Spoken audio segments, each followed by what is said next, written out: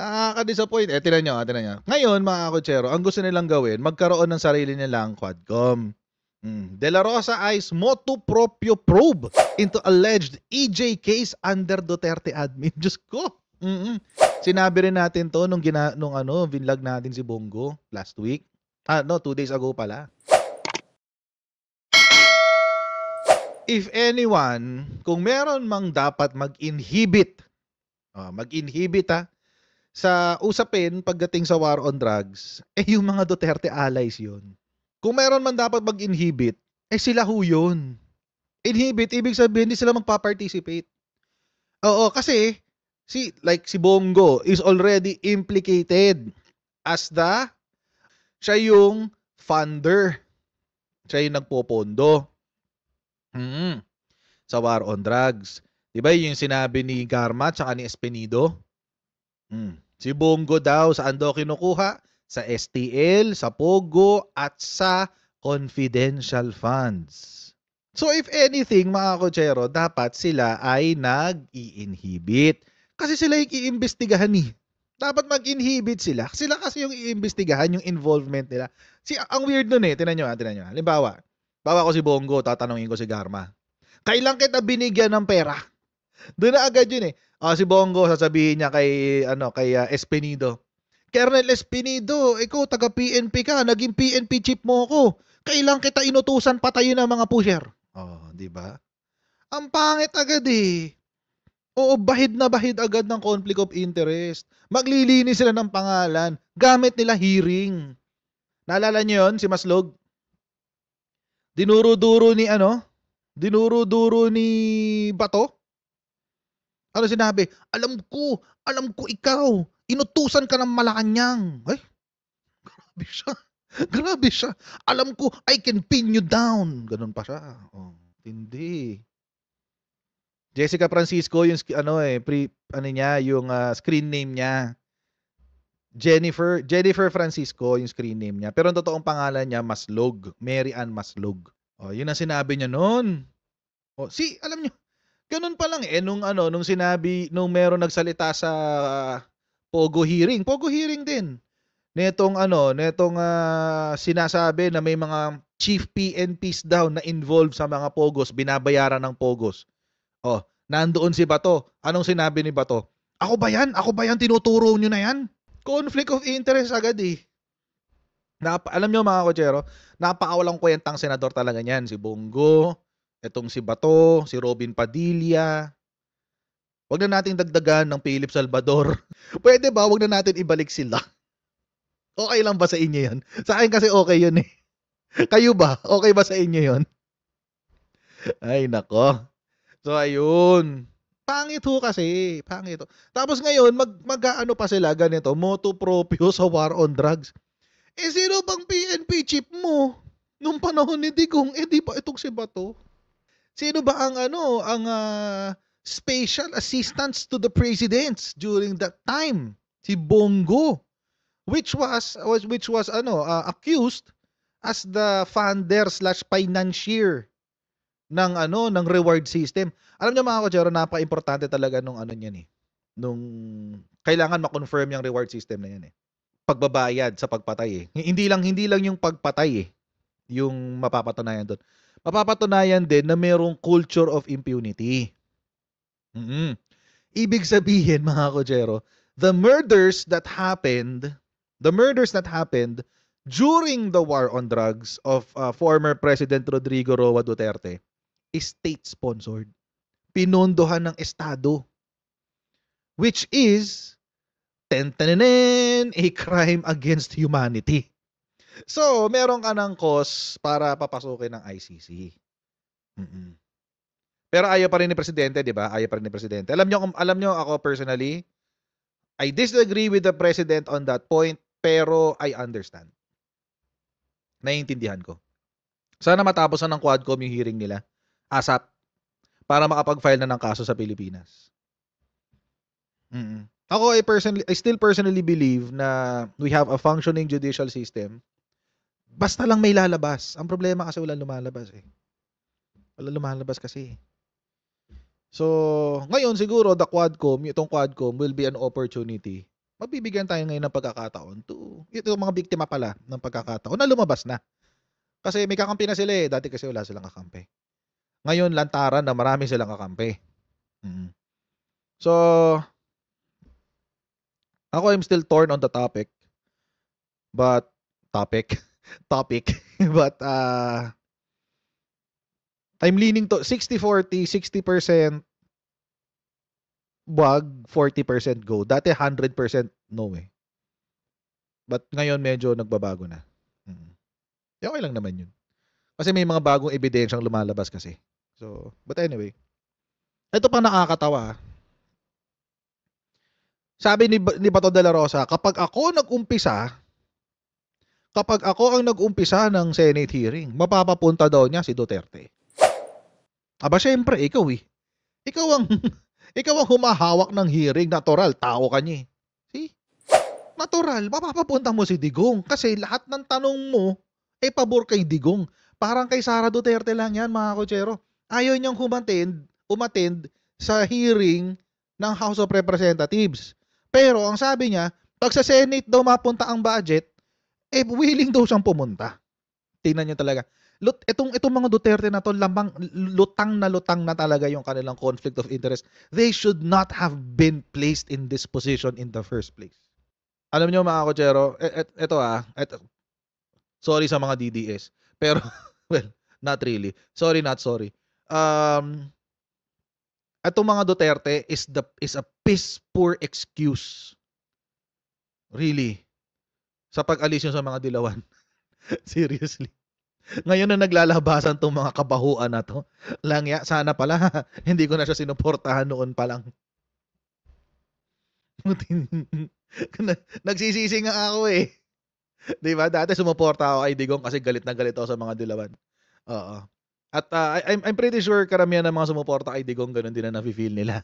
Alam ko mga dilawan has bad eggs. Marami silang bad eggs. Pero ngayon, mukhang lahat ng inakusa sa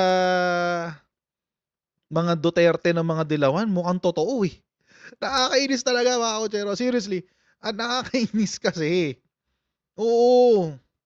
Di ba pinagtanggol mo ng napakatagal na panahon, nakipagbakbakan ka sa social media para lang pagtanggol si Digong, tapos marirealize mo, lalabas to mga ganitong ebidensya, yung mga sinasabi ni Garma, mga sinasabi ni Espenido, marirealize mo, ay shucks, mali ako na sinuportahan. For example, si Leonardo ng Napolcom. Ulitin ko lang ito dahil nga kasi unang nilabas yan, unang sinabi ni Trillanes yan sa atin, hindi sa mainstream media dito sa live stream natin, dito sa channel ko. Doon niya unang pinutok yung pangalan na yan ni Leonardo at nung una hindi pa ako naniwala. Ends up, ay totoo pala. Alam nyo, kay former Senator Trillanes, my sincerest apologies for bashing you in the past. Seriously. Sabihin ko rin to sa harapan niya, kung ma-interview ko siya uli in the future. Sabihin ko ulit sa harapan niya, former Senator, it's my apologies, my sincerest apologies for bashing you in the past. So kung meron mang isang tao na bumubuhay muli sa pangalan ng mga dilawan, practically, well, let's face facts, politically decimated na ang mga dilawan. Politically, totoo yan, decimated na yan. But meron silang resurgence recently. May resurgence sa mga dilawan recently. Alam niyo kung bakit? Kasi yung mga inaakusan nila kay Digong, nagkatotoo lahat. Totoo pala lahat. But anyway, yung kasalanan talaga ng mga Duterte yan kung ba't may resurgence muli ang mga dilawan. Hindi kasi sila tumrabaho ng maayos. Hindi nila inayos yung trabaho nila. But anyway, so yan. Ito pang matindi mga kotsero. Naglabas pa siya ng statement. Etong si Bato. Hindi raw siya mag-i-inhibit. Ay, ang tigas talaga ng mukha. Ang tigas ng mukha. Hindi raw siya mag-i-inhibit, guys. Senator Bato de la Rosa hindi mag-i-inhibit sa investigasyon ng Senado sa war on drugs. Iginiit ni Senator Ronald Bato de la Rosa na hindi siya mag-i-inhibit sa ikakasang investigasyon ng Senado tungkol sa war on drugs ng dating Duterte administration. Ito pa ay kahit isa siya sa mga nakaladkad sa pagpapatupad at mga nangyaring patayan sa kampanya kontra illegal na droga. Bakit daw hindi siya mag-iinhibit? Committee daw niya kasi mag-iimbestiga. Bakit hindi ba pwede sa iba? Hindi ba pwede doon sa committee ni Jinggoy? Tigas ng mukha na to ni Bato, no? Hindi ba pwede sa iba? Hindi ba pwede kahit Blue Ribbon? Kaso pag Blue Ribbon, ano lang yun eh, mga kaso related sa graft and corruption eh. Pero di natin alam, di ba? Hintayin natin. Baka mailusot nila. Baka yung ilulusot nila dyan, if ever man sa Blue Ribbon, yung reward system. Oo, yung corruption ng reward system. Baka doon. Pwede naman sa ibang committee. Hindi naman daw self-serving ang pagkasanang investigasyon at nais din niyang linawin ang kanyang pangalan. Di self-serving nga. Ibig mong sabihin, Senator Bato, kung sakaling mapanood mo tong video na to, na I doubt na mapapanood mo, ibig sabihin dyan sa sinabi mo, Senator Bato de la Rosa, maglilinis ka ng pangalan mo. Ang gagamitin mo, pera ng bayan. Ilang beses mo nang ginagawa yan? Una, sinubukan mong linisin ang pangalan ni Morales para magkaroon ng konting kredibilidad iyong PIDEA leaks. Pangalawa, sinubukan mong linisin ang pangalan ng Kingdom of Judas Church. Cult pala, cult. Kingdom of Judas Cult. Nagpahiring ka sa Davao City para linisin ang pangalan ng Kingdom of Judas Cult at the expense of the Filipino people. Ngayon, maglilinis ka ng pangalan mo gamit ang tax ng Pilipinas. Ang kapal naman pala ng mukha mo. By the way, pwede na raw yun sabihin, sabi ng Supreme Court. Kesa sumulat siya ng batas na trabaho talaga ng senador, gagamitin niya ang hearing in aid of legislation para linisin ang pangalan niya. Walang natutuwa sa'yo, Senator Bato, promise. Hindi ka cute. Hindi ka cute dyan, promise. Hindi ka cute dyan. Buti na lang, mga kotsero, sinupalpal siya. Supalpal siya eh. Ba't hindi ka na nang bumabasa Quadcom? Naghihiring na sila doon. Ang tagal na nilang ginagawa yan. Naghihiring na sila doon. Kanalkarin mo yung boss mo. Sabi ni Dan Fernandez, delikadesa na lang. Tama naman si Kong Dan Fernandez. Delikadesa na lang ang pairalin ni Senator Bato. For me, it's highly inappropriate for him, the chief enforcer of the drug war. Take note ha, chief enforcer.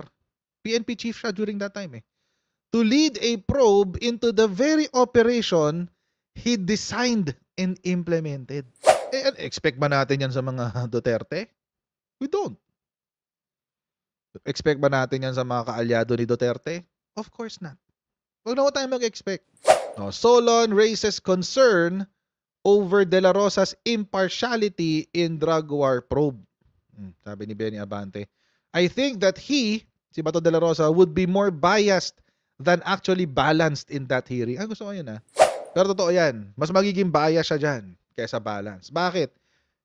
Syempre, siya yung architect ng drug war Sabi ko nga sa inyo, nung tinapik natin nung unang ini-offer ito ni Bato de la Rosa, sabi ko sa inyo, imagine nyo na lang, na halimbawa ako yung huwes, at ako ay nakasagasa at namatay yung aking sinagasaan. Pero sasabihin ko sa Supreme Court, Your Honors, Associate Justices and Chief Justice, may I humbly request that I preside over the hearing of my own case. Na-imagine nyo ba yun? Chief Justice.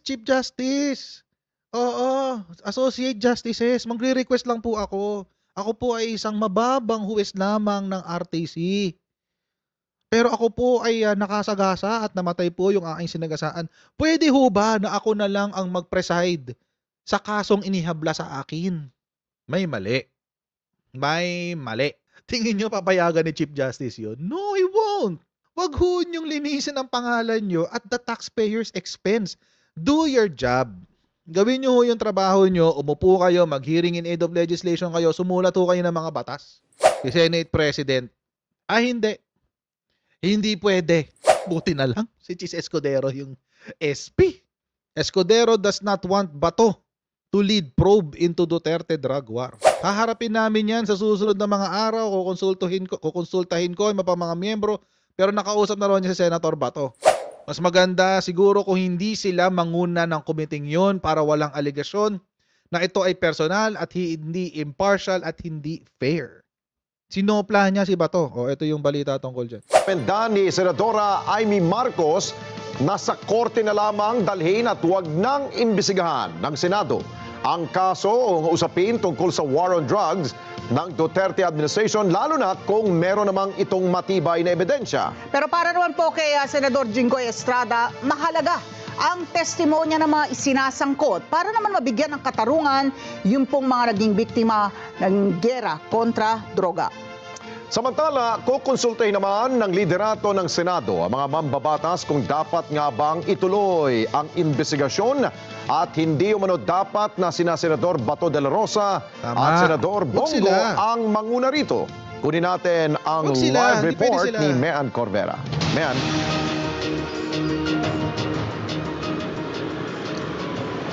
Alex, iminumungkahi ng ilang senador na Committee of the Whole ng Senado ang mag-imbestiga sa issue ng war on drugs na una nang ipinapanukala ni Senador Ronald Bato de la Rosa. Yan ay para mas marami daw testigo ang mapaharap sa pagdinig at hindi maakusahang self-serving ang senador na siyang mag-iimbestiga. Tama yun, tama yun. Nangangamba si Senator Amy Marcos na magbanggaan ng Senado at Kamara kapag itinuloy ang plano ni Senador Ronald Bato de la Rosa na imbestigahan ang kaso ng war on drugs sa ilalim ng Duterte administration.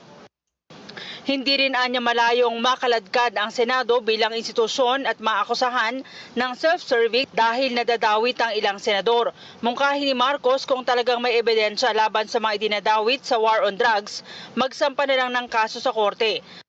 Magkaroon ng Senate investigation, kinakabahan ako na masabihan na self-serving. Tapos mag-uumpugan lang kami ng ulo ng Congress. Ang akin kasi, maliwanag dapat na yung hatian ng trabaho ng tatlong sangay ng ating pamahalaan. Ang maganda siguro, palibasa marami na tayo na sakop ng mga katibayan, dali na natin sa korte kapag sapat na. Let's bring it to court so that hindi masabihan that it is partisan or self-serving or otherwise untruthful. Sa tingin ng patapusin natin, may comment ako dyan. May ebidensya na lumabas sa Quad Committee hearing ng Kamara, kaya mas makabubuti kung gagamitin ito ng DOJ para maghain ng kaso. DOJ is competent at this point to make a case with the help of CIDG, with the help of the NBI. Perhaps prosecution is in order. Ang tagal na eh. At alam naman natin as cases linger, the evidence grows cold and the testimonies become stale and the witnesses disappear. So, kinakailangan dalian na talaga. Sa ating mga barangay. Okay. On the surface, parang maganda yung sinasabi ni Senator Amy, di ba? Kasuhan na agad. Ako agree ako doon. O kasi matagal na tayo din nag-iintay na may maghabla. Sinasabi natin yan eh. Kasuhan niya na sa Pilipinas para hindi na para hindi na kailangan si ICC. O, kasuhan na. Capable naman ang ating justice system na gawin yan eh. So, I know, parang ang pangat ng pakinggan kasi syempre this is the court of public opinion. Opinion lang nating lahat to eh. So, yun ang dyan, yun ang pangit dyan. Parang ganun yun yung pangit na side ng sinabi ko. Na parang, ilabas muna natin lahat sa publiko. So, parang ang lalabas, ay hindi, Jared, ano lang yan, court of public opinion lang yan eh, blah, blah, blah, blah, blah, blah. I understand, gets ko yun, walang problema sa akin yun. Naiintindihan ko yung sentimiento na yun. Pero kasi ang tagal tayong binola ni Digong eh. Ang tagal tayong binola ni Digong and I think the public deserves to know. Sana kapag nagkaroon ng hearing dito, payagan ng court na it is televised. Oo. Kasi mga kotsero, ako personal ko lang naman to. Personal ko lang and I'm not trying to influence anyone. Personal ko lang to. Parang kailangan marinig ng taong bayan yung kawalanghiyaan ni Digong tungkol sa war on drugs. Sana. Sana lang. Kasi ayoko sanang ayokong gawing scapegoat yung court para hindi na pag-usapan yung issue.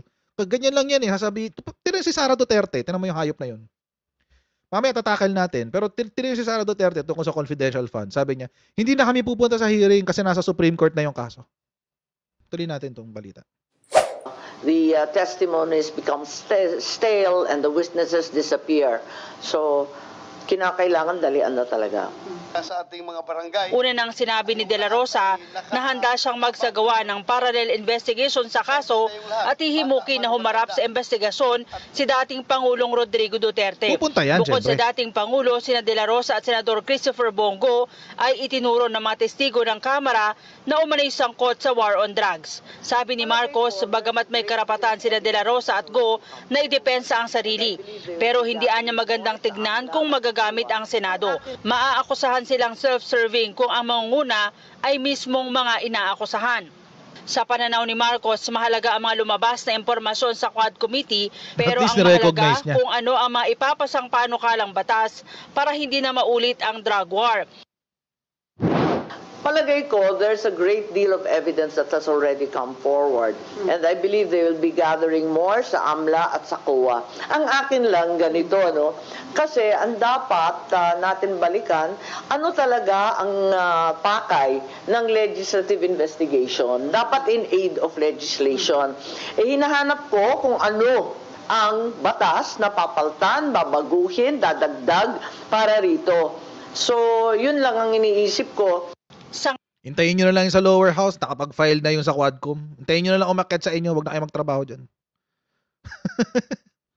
Hintayin nyo na lang yung sa Quadcom, nakapagtrabaho na sila, inunahan na nila kayo.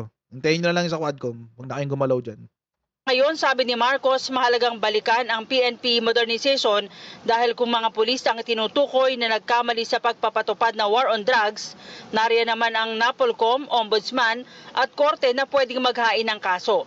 Dapat daw tignan ng IAS ng PNP dahil matagal nang sinasabi na wala itong bisa sa pag-iimbestiga. Parusahan na yan para hindi na tayo ipasukin ng mga ICC na yan at kung sino-sino pa. Di mas maigi sana kung mas mabilis yung hustisya sa atin, di hindi na nakialam yung kung sino-sino. Ang bagal kasi, yan ang Alam nyo kung ba't mabagal ang IAS, yung Internal Affairs Service? Kasi under siya ng NAPOLCOM, which is under the PNP. Kaya siya mabagal. Natural, yung mga ano mo, yung war on drugs mo, pulis ang tumitira. Pulis ang tumitira sa war on drugs mo eh. O ipinapasa sa mga hitmen nila. Lipat niya sa DOJ, magsulat kayo ng batas. O yun na yung batas na pwede mo isulat, Senator Amy, kung mabot man sa itong video na to. Yun na yung batas na yun na pwede mo isulat. Isulat mo na ilipat ang IAS sa DOJ. Total, mas maayos mag-imbestiga ang NBI kaysa PNP. Pag-aralan nyo paano ilipat ang IAS sa DOJ. Problema. So, huwag na natin pabagalin. Diretso na natin sa korte at magsumigasig sila. Yung DOJ, pursue all these cases, file them as quickly as possible, and make certain that we have swift justice finally. Pero ang ilang senador, pabor na mag-imbestiga ang Senado. Sabi ni Senador Jinggoy Estrada, mahalaga ang testimonya ni Duterte sa pagtuklas ng katotohanan at sa pagtiyak na mabibigyan ng katarungan ang mga naapektuhan ng gera kontra droga. Sabi naman ni Senate President Francis Escudero, nakakausap niya na sa telepono si De La Rosa at sinabihan niya ito na hindi maganda kung siya mismo ang mangunguna sa investigasyon. Yan ay para hindi sila maakusahan na impartial at hindi patas ang kanilang pag-iimbestiga. Pero kukonsultahin niya raw ang mga kapwa mambabatas hinggil sa issue sa pagbabalik ng kanilang sesyon sa unang linggo ng Nobyembre. Kukonsultahin ko ibang mga miyembro, pero nakausap ko na si Senator Bato kaugnay niyan. At ang sinabi ko sa kanya, anumang investigasyon na nais niya patungkol sa kanya mismo. At kay Senator Go, mas maganda siguro kung hindi sila mismo ang manguna ng komiteng yun. Para walang aligasyon na ito'y personal at hindi impartial at hindi fair. Tama yun. Tama yung sinabi na yun ni Senator Cheese. Walang labis, walang kulang. Para nga hindi mabahira ng chismis o intriga yung hearing na ito'y magiging self-serving, etc., diba? Yun naman yung point niyan eh. Follow nyo po ako sa ating Facebook page, Jared Pulido po ang pangalan nun. And I'll see all of you sa ating next live stream. Okay, God bless and see you next time, guys. Bye!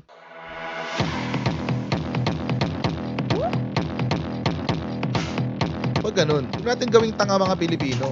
Mas maganda kasi nasa lugar ka ng tama kaysa yung pinipilit mo yung pagkakamali.